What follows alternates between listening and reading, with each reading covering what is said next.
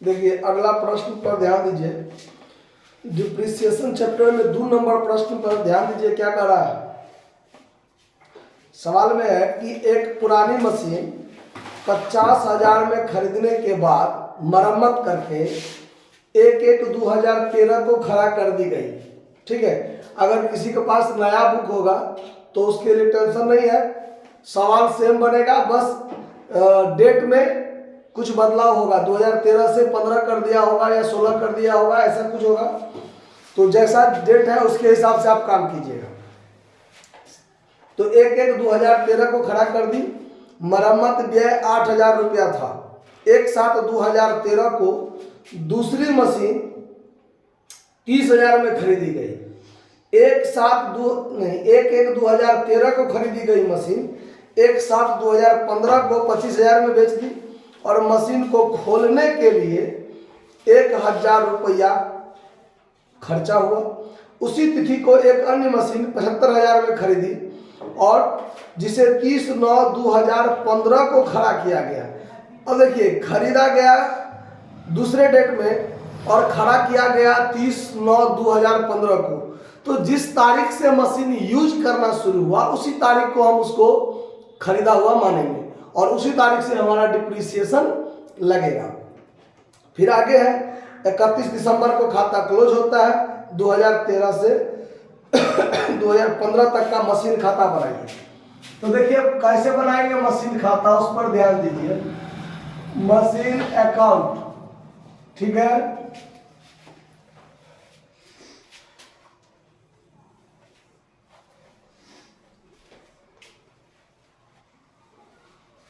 Date mention करना है, DRCR, date particular amount, date particular amount हो जाएगा। अब देखिए 2013 में 1/1/2013 को 2013 जनवरी 1 को टू कैश अकाउंट या टू बैंक अकाउंट। अब देखिए जब सिर्फ एक मशीन रहता है तो M1 या M2 ऐसा देने की जरूरत नहीं है, लेकिन एक से ज्यादा मशीन जब सवाल में खरीद बिक्री हो, एक से ज्यादा मशीन खरीदे हैं, इस साल एगो, फिर अगले साल दूसरा, फिर तीसरे साल तीसरा, इस सब टाइप से, या एक ही साल में 2-3 मशीन अगर हम खरीद लिए हैं और उसमें ऐसा लफड़ा कर देगा कि एक मशीन पूरे साल चला, दूसरा मशीन 6 महीना के बाद बेच दिए हैं, तो फिर आप यदि अलग अलग मशीन का हिसाब नहीं रखिएगा तो फिर आपको दिक्कत का सामना करना पड़ेगा। तो सबसे बेहतर होगा कि हम लोग क्या करेंगे, जितना मशीन खरीदेंगे हर एक मशीन का अपना अपना ब्यौरा रखेंगे। हम मशीन 1 लिख लेते हैं कि जो हम 1/1/2013 को लिए हैं, मशीन 1 50,000 में खरीदे हैं और मरम्मत करके लगाए हैं, तो 8,000 मरम्मत पर खर्चा हुआ। तो उसका दाम कितना हो गया, देखिए 50,000 प्लस 8,000 दोनों मिलाकर कितना हो गया, 58,000। ठीक है, फिर आगे है कि 1/7/2013 को दूसरी मशीन 30,000 में खरीदी। तो 1/7/2013 यानी जुलाई 1 को 2013 में ही खरीदे हैं, तो फिर यहाँ पर टू कैश अकाउंट मशीन 2 लिख देते हैं 30,000 रुपया। समझ में आया बात। अब आगे है कि 1/1/2013 को खरीदी मशीन 1/7/15 को बेची और उसी दिन जो है दूसरी मशीन खरीदी। तो अब तो 2015 में लफड़ा होगा, 2013 में और कोई टेंशन नहीं है। तो अब यहाँ पर सीधे कर दीजिए 2013 दिसंबर 31 बाय डिप्रिसिएशन अकाउंट मशीन 1 पर और मशीन 2 पर। डिप्रिसिएशन भी अलग अलग करते चलेंगे हम लोग। अब ह्रास का दर है 10% मूल लागत पर। अब पहला मशीन का दाम है 58,000। अब 58,000 का 10% 5800, तो हर एक साल 5800 होगा, ध्यान रखना है बात, हर एक साल 5800। ठीक है, और दूसरी मशीन 30,000 का खरीदे हैं, 30,000 का 10% पूरे साल का 3,000, पूरे साल का 3,000, तो हर साल 3,000 ही लगेगा। अब किसी साल में 6 महीना यूज हुआ तो 6 महीना का ह्रास काटेंगे, 9 महीना यूज हुआ तो 9 महीना का ह्रास काटेंगे। लेकिन हिसाब कहता है कि मूल लागत विधि से जितना आपका दाम शुरुआत में खरीदा था आपने उसका 10% हर साल लगेगा, यानी 58,000 का 10% 5800 हर साल, और 30,000 का 10% 3,000 हर साल। तो अब जब हम पहला साल डिप्रिसिएशन लगाएंगे तो ये तो 1 जनवरी से अंतिम दिन तक चला था, 5800 हरास लगेगा मशीन 1 पर। मशीन 2 30,000 का 10% 3,000, तो 3,000 पूरे साल का।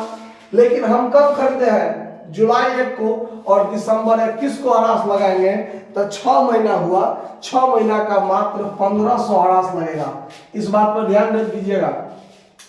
6 1 7 7,300। और अब क्या करेंगे हम लोग? सेम डेट में निकाल देंगे बाय बैलेंस सीडी। मशीन 1 का सीडी कितना, मशीन 2 का सीडी कितना, ये बात सब ध्यान रखना है। अब ये 85 और 30 मिलाकर हो गया 88,000, यहां भी 88,000, तो यहां पर कुल मिलाकर 80,700 होगा। ये तो क्लियर है। लेकिन 58,000 में से 5800 घटा तो 52,200, और 30,000 में से 1500 गया तो 28,500। 5 2 7, और इस दोनों को जोड़ दीजिए तो 80,700 हो गया कि नहीं हो गया? 2014 में आइए, 2014 जनवरी 1 को टू बैलेंस बीडी।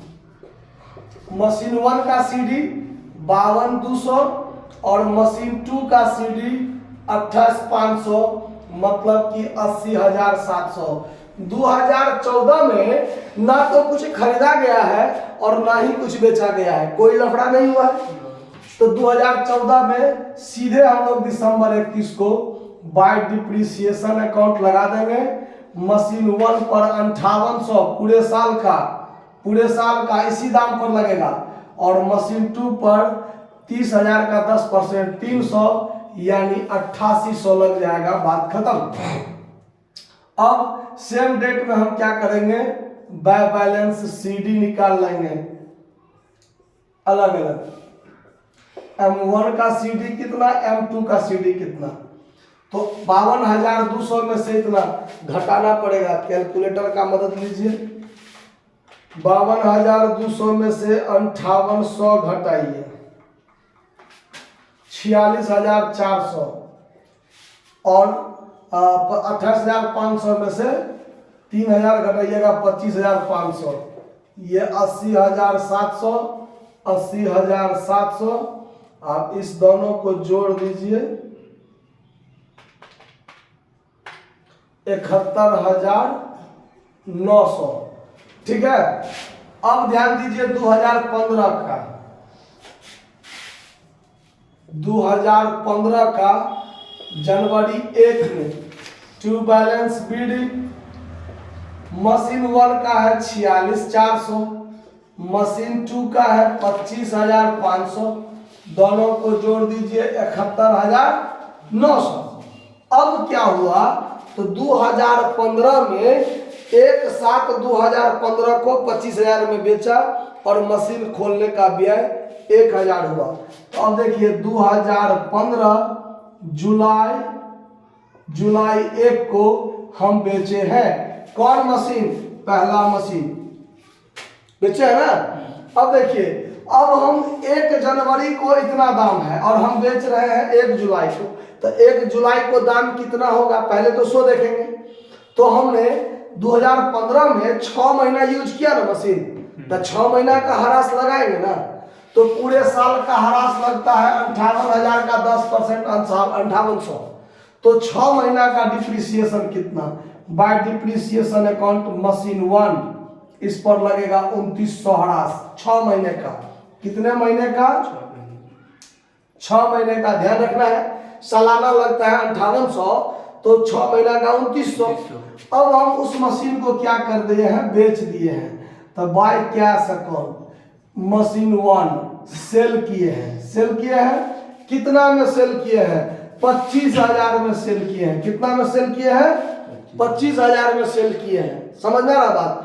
और जब हम मशीन को बेचे तो मशीन को खोलवाने के लिए 1,000 खर्चा पड़ा।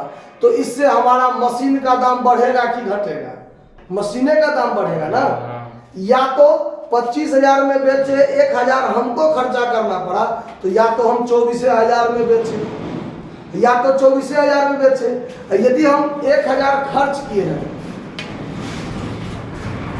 तो यदि हम 1,000 रुपया खर्च किए हैं, तो वो 1,000 इस 25,000 में से काटेंगे तो इधर 24,000 दिखाएंगे।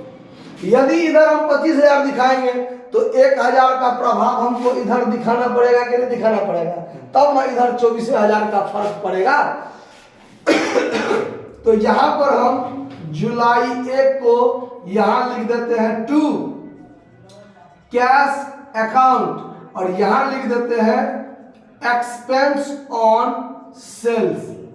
यानी हम जब माल संपत्ति को बेचे हैं, उस समय में हमको 1,000 रुपया का क्या करना पड़ा, खर्चा करना पड़ा। तो अब उस मशीन पर हमको फायदा हुआ कि घाटा, उसका निर्धारण करते हैं। संपत्ति का दाम कितना था, 46,400, 46,400, और उस पर हमको 2,900 ह्रास लग गया। तो 46,400 में से 46,400 में से 2,900 घटा दीजिए, बच गया 43,500। उसको हम बेचे, अब बेचते समय हमको 1,000 खर्चा हुआ, तो अब उसका दाम कितना हो गया, 44,500, और इसमें जोड़ दीजिए 1,000 खर्चा, 44,500, और अब हम उसको बेचे कितना में, 25,000 में, तो 19,000, यानी 25,000 इसमें से घटा दीजिए, तो 19,500 हमको क्या लगा, लॉस लग गया। यहां पर दे दीजिए by loss on sales of machine. समझ में आया बात, कितना रुपया, 19,500। यानी ये तीनों मिलाकर मशीन 1 क्या हो गया, खत्म। 2,900 मशीन 1 पर ह्रास लगा, 25,000 में मशीन 1 ही बेचे हैं, और 19,500 मशीन 1 पर लॉस हो गया। और ये जो खर्चा हुआ वो मशीन 1 पर है, एक्सपेंस ऑन सेल्स, यानी सेल्स पर हमारा क्या हुआ, खर्चा हुआ। समझ में आया बात। अब क्या हुआ, इसी तारीख को एक और मशीन खरीदा है 75,000 में, देख लीजिए, लेकिन उसको 30/9/2015 को खड़ा किया गया। तो जब तारीख को खड़ा किया गया 30/9 को, तो सितंबर 30 को लाए ना, सितंबर 30 को लाए, तो सितंबर 30 को हम करेंगे टू कैश अकाउंट मशीन 3, कितना रुपया, 75,000। यानी अब जो संपत्ति तीसरा आया है वो कब आया है, 30/9 को आया है, तो 30/9 मतलब 30 सितंबर, और उस तारीख से ये मशीन का यूज शुरू हुआ। तो अब जो हम डिप्रिसिएशन लगाएंगे वो दिसंबर 31 को लगाएंगे बाय डिप्रिसिएशन अकाउंट, जिसमें हमारा मशीन 2 और मशीन 3 पर ह्रास लगेगा, क्योंकि मशीन 1 क्या हो गया, समाप्त हो गया। समझ में आ रहा है बात, कोई दिक्कत। अब मशीन 2 पर सालाना ह्रास 3,000 लगता है, कितना लगता है, 3,000, और मशीन 3 पर 75,000 का है, तो सालाना 10% 7,500 ह्रास लगेगा। लेकिन 30/9 को लाए हैं, तो 9वां महीना तो बीत गया, अब 10, 11, 12 3 महीना का ह्रास लगेगा, तो 7,500 पूरे साल का, तो 3 महीना का कितना होगा, तो 4 से भाग दे दीजिए, या 3/12 से गुना कर दीजिए, होगा ना। तो 1,800 कितना हो जाएगा, 1,875 रुपया, 1,875, यानी 4,875 डिप्रिसिएशन लग जाएगा। और सेम डेट में निकालिएगा बाय बैलेंस CD। तो अब बाय बैलेंस CD फिर आप वैसे ही जैसे अलग अलग निकालते थे ना, M2 का कितना और M3 का कितना, दोनों का अलग अलग निकाल लीजिए। सो हम सोचे कि इतना जगह में हो जाएगा, लेकिन बाद में दिक्कत हो गया, तो शुरू में थोड़ा छोटा कर देते। चलिए कोई बात नहीं, अब आज सुनिए रहे हैं आप लोग, दिक्कत नहीं हुआ होगा। देखिए, तो बात समझने में कोई दिक्कत नहीं ना है। चलिए इसको आप जोड़ घटाव कर लीजिए, तो अब ये हो जाएगा कितना, 71,900, 71,900 900 प्लस 1000 प्लस 75,000, 1,00,000, थोड़ा जगह का अभाव है, 1,47,900, यहाँ भी 1,47,900, और इसमें से आपको घटाना है कितना, ये सब आइटम घटाना है आपको, या आप अलग अलग निकाल लीजिए। 25,500 में से 3,000 गया तो इसका बचेगा 22,500, और ये 75,000 में से 1875 घटा दीजिए, 1875 घटा दीजिए, 73,125। अब इसी दोनों को जोड़ के यहाँ लिख दीजिए, इसमें प्लस कर दीजिए 22,500, 95,625, 95,625, यही आपका CD हो जाएगा पूरे मशीन का। देख लीजिए आंसर मिला कि नहीं मिला, ठीक है, कोई दिक्कत नहीं ना। चलिए नोट कर लीजिए।